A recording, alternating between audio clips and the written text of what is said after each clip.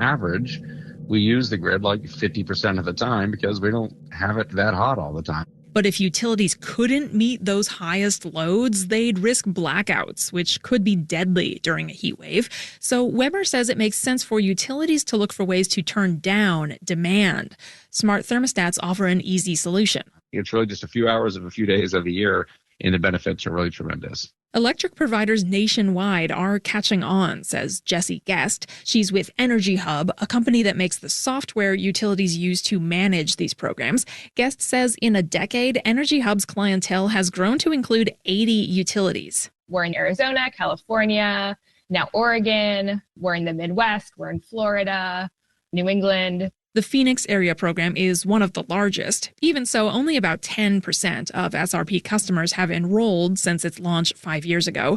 Some customers just might not want to give up control of the AC, even just a few days a year. And Weber says the incentives for these programs tends to be small. If they pay, they don't pay very much. But he thinks utilities should double down on growing these programs because whatever it might cost to pay incentives to get more customers enrolled would still be much cheaper than building new power plants. And that, he says, would save all customers money.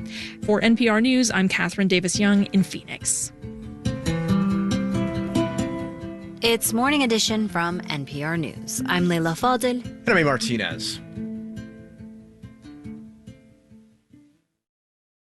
Marketplace Morning Report is coming up next, and then in 10 minutes at 9 o'clock, it's the BBC NewsHour on WNYC. Let's check in with London and see what they're working on. Hello, London. Good morning, WNYC. I'm James Menendez. Today on NewsHour, President Trump's big, beautiful bill of tax cuts and increased spending heads back to the House of Representatives today, but there's opposition from within his own party, especially over cuts to healthcare. Also, the politics over who'll succeed the Dalai Lama, the Tibetan spiritual leader. That's BBC NewsHour at 9 on WNYC.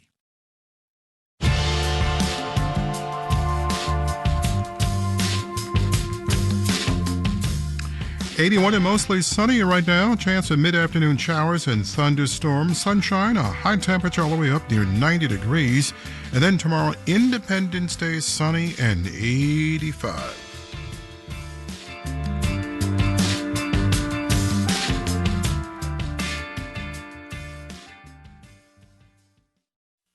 WNYC and its local and national news coverage are supported by the Jerome L. Green Foundation, helping to make the arts affordable and accessible to all New Yorkers for more than 40 years. This is John Schaefer, host of New Sounds. Join me for hand-picked, genre-free music 24/7 on the WNYC app. To download the WNYC app, simply go to wnyc.org/app.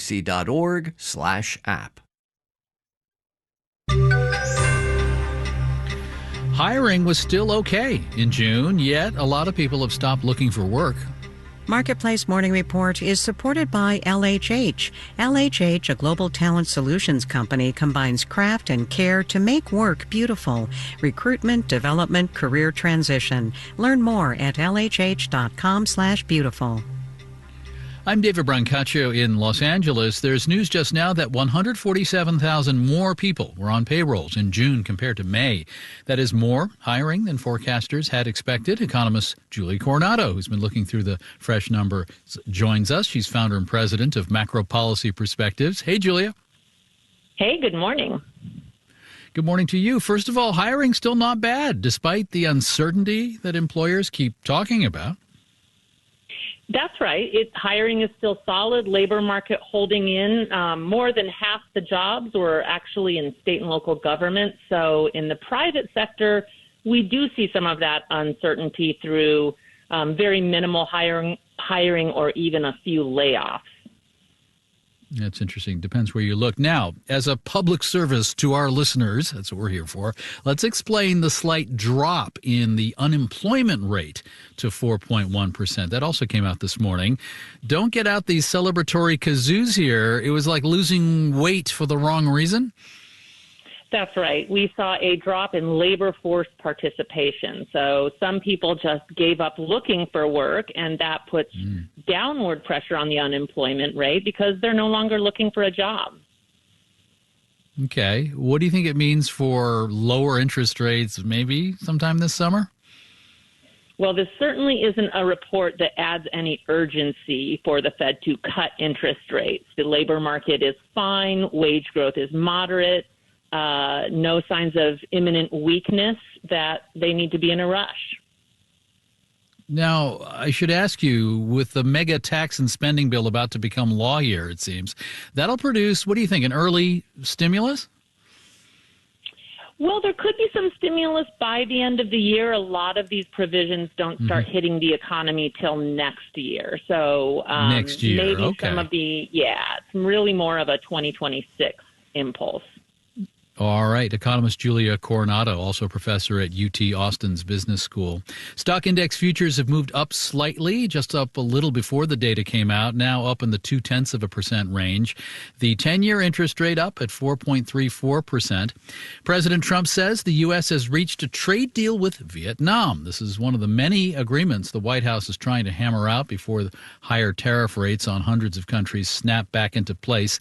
That's set for the middle of next week. Marketplace's Nancy Marshall Genzer has more.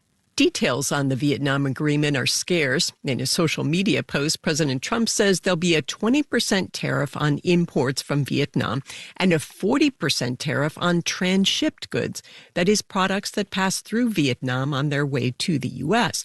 That provision appears to be aimed at Chinese manufacturers trying to avoid steep tariffs on products from China. Trump says Vietnam also agreed to drop all tariffs on things it imports from the U.S.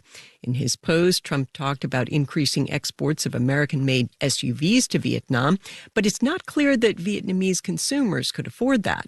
Former President Biden also negotiated a trade deal with Vietnam after visiting the country in 2023. I'm Nancy Marshall Genzer for Marketplace.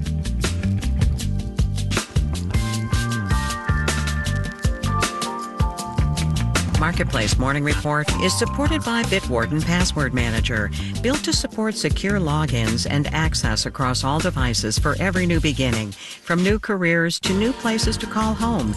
Learn more at bitwarden.com. And by This Old House Radio Hour podcast, answering listeners' DIY and renovation questions and diving into home design trends, available in podcast apps.